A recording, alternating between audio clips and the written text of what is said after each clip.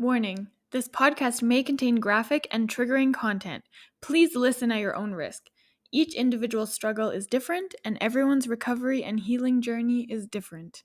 Please reach out to a certified medical professional if you need help.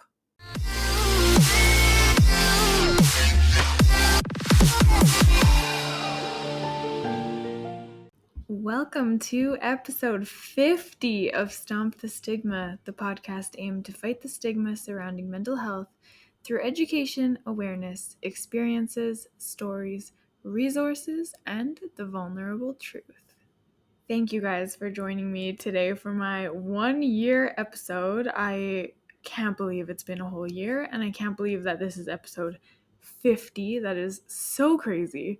But I just want to start off by saying thank you to everyone who's been even a small part of this journey with me. Thank you to all of my guests that have joined me so far. Thank you for being so open and raw and vulnerable with not only me, but everyone else out there who might hear your story. Thank you to each and every one of the listeners that have tuned in over the year, and thank you so much to my friends and family for all of your love and support. I really am so passionate about these conversations and the mental health advocacy, so thank you guys for allowing me this space to share and create. I know it is my podcast, but without you guys, this would not be happening. So, yesterday was Bell Let's Talk Day, a day that is very near and dear to my heart, but also the day that this podcast was launched in 2021. So, Bell Let's Talk Day of last year was actually tomorrow. So, Stomp the Stigma 1-year anniversary is tomorrow, which is just unreal. I can't even describe to you how I'm feeling, but Bell Let's Talk Day was created to end the stigma surrounding mental health and start the conversation. It's a day that raises funds and awareness for mental health initiatives in Canada. If you want more information or resources, you can visit letstalk.bell.ca.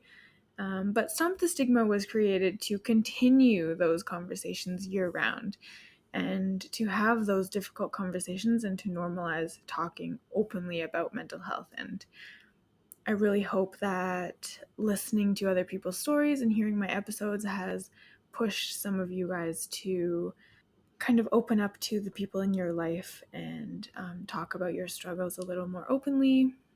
I know that it has even pushed me to talk about my own battles with the people in my life too, so. All right, this past year has been such a journey for me. I've learned so much about mental health and about mental illness, and I really can't wait to continue that education this year. Through hearing other people's stories and through sharing my own, I've learned so much more about my own journey, and I've become so much more comfortable talking about it openly. I've met so many incredible people from all walks of life, and connecting and relating to each and every one has been the highlight of my year by far. You know, despite being in the middle of a pandemic, the social interaction and those meaningful human connections has definitely kept me sane this past year. As you guys know, I live by myself. I am pretty social, so being stuck on my own through this pandemic has been so hard, but this podcast has allowed me to connect with people I never would have otherwise, and it has been incredible. With all of that being said, the podcast does take a lot of time to create. Finding guests, planning the questions and the interviews, and then recording the episode, editing, and all of the social media as well. It all takes so much time. So for my own mental health, I have decided that I'm going to cut back to releasing a new episode every 2 weeks going forward instead of every week. But don't worry, I'm not going anywhere, just giving myself a little more time so I can continue to enjoy it instead of turning it into kind of a chore and forcing myself to do it. So to celebrate 1 year of Stomp the Stigma, I'm going to do a little Q&A session for you guys. I don't often get to be on the other side of the questions, so I'm excited to answer some for you. I asked you on Instagram the last couple weeks to submit any questions you had, podcast related or not. And I got a few in from you guys, so here we go. The first question is, what has been your favorite episode so far? Okay, honestly, I could never choose a favorite. That's like asking me to choose a favorite child. I have had so many incredible conversations, and I've heard so many different stories. Like, you can't even compare the different stories that I've heard, so it would be impossible for me to pick just one. Plus, I don't really want to say that one person's story is better or worse than another because, like I said, they're incomparable. So maybe that's a cop-out answer, but I do get this kind of post-interview high whenever I speak to someone. So for me, human connection is kind of what I aim for. And sure, there are episodes that aren't my favorite, but I have never ever left an interview without feeling that high afterwards. So if sharing their story helps the individual and that's it, well, then it was worth it in my opinion. So every episode is absolutely worth it to me. Okay, how has your own mental health journey changed since starting the podcast? I feel like as I get to hear more stories, more journeys, and more coping mechanisms, I've gotten so much more comfortable talking about my own struggles, as I said before. And in the process, I've learned more and more about what my battles involve. So, yes, I've been diagnosed with BPD, but each person with BPD experiences it very differently. So, some characteristics that I experienced, I didn't even know they were a part of it until I got to talk and connect with others. And so, through hearing what others have gone through, I'm starting to think that I might have other mental health concerns as well. So, I've really enjoyed getting to know myself even better over the past year, and I'm open to what will come this year too.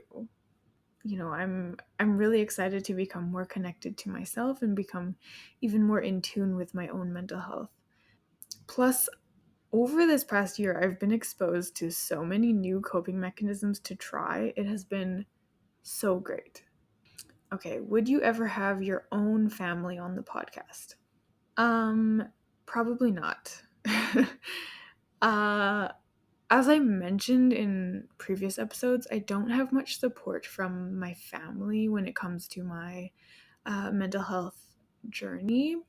So it's not something that we ever really talk about with each other. I have other people in my life to turn to instead. I think it would be a great episode to have members of my family on the podcast and hear their perspective and their experience kind of through my struggles and how they viewed kind of my childhood and how I learned about what I was going through and all of that. But since it's not something that we ever talk about behind closed doors, there's no way that we would talk about it on the podcast for everyone else to hear. The one person that I do share a little bit with is my sister, and she has said that she can't bring herself to listen to the podcast because she's afraid of what she might hear. So no, I don't think I will ever have my family on, but you never know. Maybe one day. All right, how do you find your guests? That's a very good question. Um, at the beginning, I started off by asking people that I knew if they were willing to come on and share their story and just talk. And then once I spread the word a little bit, I had a couple people come to me that wanted to voluntarily share their story, which was amazing. But most of the time, I find guests through the Stomp the Stigma Instagram community. I also like to ask my guests if anyone comes to mind that would be a good future guest. So, somebody that they know that's also struggling or has a story to share, or somebody that is just wanting to come on and talk about it. So, sometimes I get new guests that way as well, but I'm always looking for new guests to join me on the podcast. Do you have future guests you would like to have on?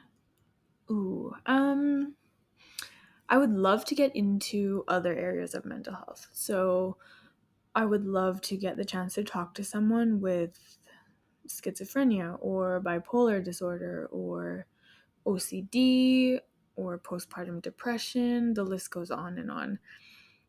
I'd love to expand the scope of the podcast kind of as wide as we can to include as many different stories as possible.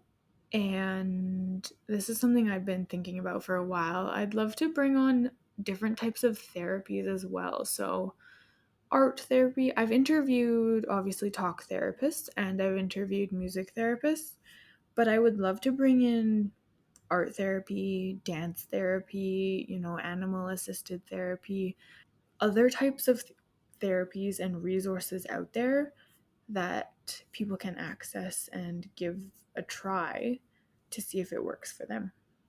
Obviously, this podcast is all about spreading awareness and education, so anyone that falls kind of into that scope is welcome on the podcast. But do I have any specific future guests in mind? Not really. I'm open to everything and everyone. All right, this one is a good one. Why is Bell Let's Talk Day so important to you? Okay, I've touched on this many, many times before, but kind of for the same reasons why I started this podcast in the first place. Growing up with my own mental health struggles, there was always such a stigma around it. In our family, in our house, we didn't talk about it, we didn't acknowledge it. Whenever I left school to go to a therapy appointment, I was told to lie about it. So I would tell my friends and my teachers like that I was going to, I don't know, a doctor's appointment or something else. It was never a therapy because that was something that was so frowned upon in our society at the time and in our household. So, as you know, Bell Let's Talk Day and Stomp the Stigma fight kind of any and all stigma surrounding mental health. So, Bell Let's Talk Day is the single largest day to raise money for Canadian mental health initiatives, which I think is so important and so needed. We talk about the tough stuff, we get the hard conversations going, and like I said, we continue them all year round through Stomp the Stigma. So together, we are all slowly normalizing talking openly about mental health, and I think that Bell and Bell Let's Talk Day has done an incredible job at spreading awareness in our community. Bell Let's Talk Day was also the day that I shared my story publicly for the first time many years ago. Nobody in my life had any idea about the battles that I was facing every day, and the Bell Let's Talk initiative kind of pushed me to share my story. And since then, being open and talking about my own journey has become so much easier, and being open about it has allowed me to learn so much more about myself, what I need, my boundaries, what helps me. So I will always be a huge supporter of Bell Let's Talk Day and what it is doing for mental health in our own community. All right, has your goal or mission for the podcast changed? I would say not really.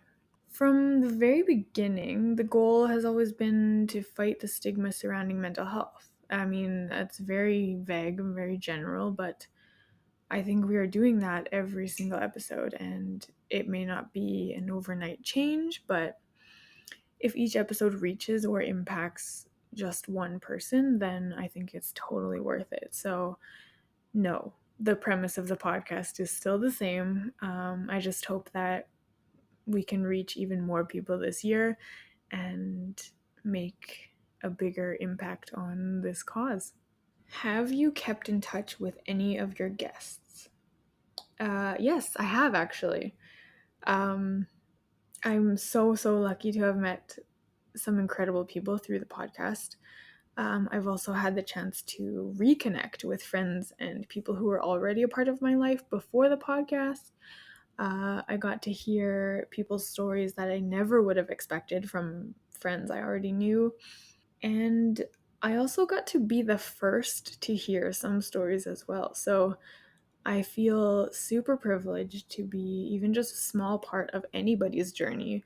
But yeah, that doesn't really answer the question. Have I kept in touch with anyone? Yes, I have. Um, I've gotten quite close with a couple guests actually. We talk pretty often and check in on each other just to make sure that everything's okay, usually like once a week or so.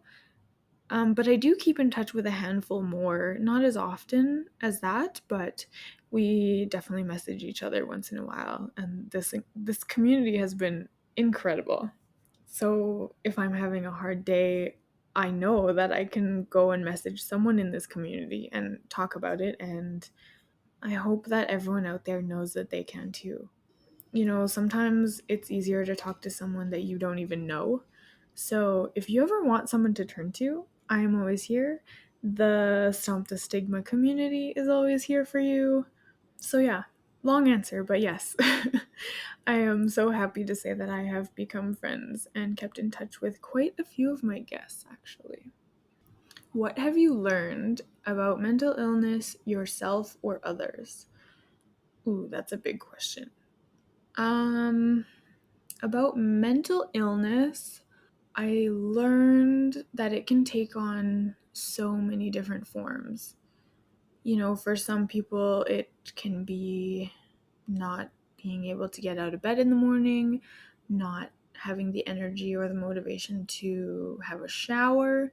For other people, it could be panic attacks.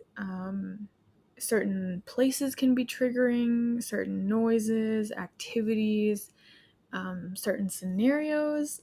And before this podcast, I kind of saw mental illness as being similar to my own experiences, which I know is completely wrong, but I know that there are multiple forms of mental illness, but I don't think I realized that it can look so vastly different for other people. You know, and there are so many characteristics that you might not expect. So it goes to show that you should always be kind because you really never know what someone else is going through. About myself, I've learned that I am way stronger than I thought I was. If you told me even 2 years ago that I would have started a mental health podcast and talked to strangers every week, I would not have believed you. I would have laughed in your face. You know, through this podcast, I think I've matured a lot. I think I've grown so much. I think I've opened up a lot, and I think I've become so much more in tune with who I am and who I want to be in this life, including setting boundaries for those around me, so that I can be my best, and just finally being able to put myself first without fear of judgment and without guilt and without shame. So, yeah, that's kind of what I've learned about myself this year. I'm sure there's so much more, but that's what comes to mind right away. About others, I've learned that some people in my life silently struggled for so long, just like me. When I was younger, I thought I was the only one going through all of this, and I felt so isolated and alone. But when sharing my own story over the years, I had a bunch of people send me messages and share bits and pieces of their own stories with me. And I've learned that even though you might feel completely alone sometimes, your own community is filled with people who can relate to you. You just have to be open enough to find them and connect. But once you find the ones you trust enough to talk about it with, it is so liberating, and I really, really hope that everyone out there can find their people too. Because it doesn't always have to be family, and it doesn't have to be somebody that you have known for a long time or are super close with, but there's always somebody out there that is willing to listen and is willing to help you out. Okay, another one that's kind of similar. How has your own life changed since starting the podcast? Well, like I said, I've grown immeasurably in the past year. I don't even know if I can describe it, but partially because of the pandemic forcing me to be with myself and find out who I am, but also through the podcast, I've found more and more of myself. Um, Anyone that knew me a couple of years ago, you would have known me as this much more shy and quiet person, and I've come out of my shell so much. I mean, I talk to complete strangers on a weekly basis, so what does that tell you? That's something I never would have done before, ever. But being on my own has forced me out of my comfort zone even more. It's forced me to find, new communities and friends and connect with people I never would have expected or would have met otherwise. So my life has changed a lot in the past year in more ways than this, but I can honestly say that it has been in the best ways possible. Ooh, this one is not related to the podcast, but what are you looking forward to the most once COVID is over? I love this question. Ugh, I'm so looking forward to hugging my friends again, getting the girls together, and going out. I am an extremely social person.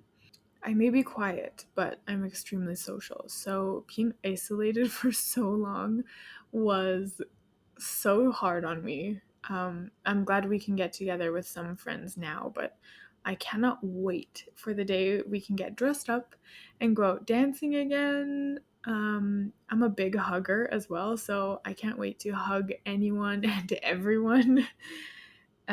You can also tell a lot about someone by the way that they hug you. I'm also really, really looking forward to the day we don't have to wear masks anymore. Um, because I really miss seeing full face expressions. You know, you can tell a lot by a person's eyes, but I miss seeing people's smiles. I miss the conversations that you can tell so much from without any words, if you know what I mean, like if that makes sense. So yeah, no masks and lots of hugs. I can't wait for that. What has been the best and worst part of the past year or the pandemic?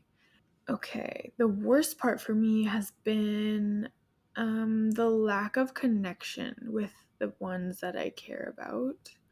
I mean, obviously, we've all had to learn how to connect with people using technology, but not being able to see and connect with people in person as much has been the worst part. Like I said, I'm very social, but I don't think I'm the best conversationalist via like text message or technology, so that has been really tough, but I think we did all right. I think we made it through pretty well. The best part of the past year has been connecting with myself. I know I've talked about that a lot already, but my whole life I've always been in a relationship. When one ended, another one started pretty quickly. And I never really had much time for myself or time to find myself when I was young. And that's the time when you should. That's the time when you should be out there trying new things, just seeing what you like and what you want in life and all of that. So it's weird being truly single for the first time and being forced to be with myself because of the pandemic. I got to really connect with who I am and find the real me. And I know it sounds super cheesy, but I'm finally starting to like this person and like who I am and be proud and happy with the person that I've become. What in society today do you feel is contributing to the increase in mental illness? That is such a good question. I think I've touched on this a little bit before, but I don't know if I necessarily agree that there's been an increase in mental illness. I mean, I think we've seen more and more mental health concerns being brought to the forefront, but I wouldn't necessarily say that there has been an increase in mental illness because I don't think that they can just appear out of nowhere. However, I think we are seeing more of a discussion around mental health, and the awareness and conversations are becoming much more prevalent in today's culture. So, the discussions around mental health and diagnoses and taking care of yourself in that way are relatively recent. So, even a few years ago, I think we didn't always know kind of what it was, but nowadays we can notice and acknowledge that, oh, I'm feeling off, or I'm having a bad mental health day, and this is what I need. This is what I need to do to help myself. But with all of that being said, I think the nurture side of the nature versus nurture debate around the roots of mental illness is definitely becoming more prominent. There's been a huge spike in media and social media influence on what the ideal life or body looks like, I guess. If you can really call it ideal, I don't really know. And we see the social media influence on an individual's perspective of themselves and their own life because all they see online is everyone else's highlight reels and don't really see the full picture. Plus, I think the current generation is raised, well, generally speaking, raised with more technology and less connection than previous generations. You know, starting from a young age, I've seen young people unable to hold a normal kind of face-to-face conversation because they're more used to virtual communication instead. You know, you see a lot of parents just they throw their kid an iPad, or they put them in front of the TV to entertain them. I think that's becoming more and more prominent these days than it ever was in the past. So I do think that the younger generation that's growing up in this kind of era and culture could be prone to more mental health concerns because of this, but I'm no expert by any means. That's just my opinion. But I do also think that the stress and trauma that has come from COVID for certain individuals over the last 2 years could cause some mental health concerns. It's these kind of traumatizing events and situations that can trigger the onset of mental illness. So maybe I'm contradicting myself now. Um, I guess I could see an increase in mental illness due to the pandemic, but for the most part, I think a lot of it was always there, just maybe hidden or masked by other things, if that makes sense. All right, what do you think can be done to start the conversations earlier in life? Ooh, I'm so glad you brought this up. I think education in schools is huge. Teaching kids from a young age what mental illness is, what mental health is, the importance of taking care of your mental health as well as your physical health could do wonders, I think. Teach them coping mechanisms and give them those tools in school so they're ready to handle it later on in life if they need to.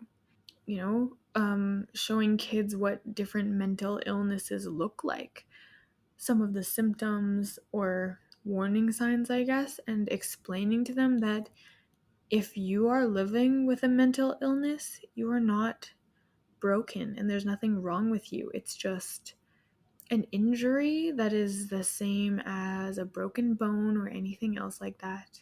And you just have to take care of yourself. So, beginning to stomp those stigmas from a young age would absolutely change the stigmas that continue on into adulthood. You know, there are so many stigmas around adults struggling as well. And I think mental health education in the workplace is also a great idea.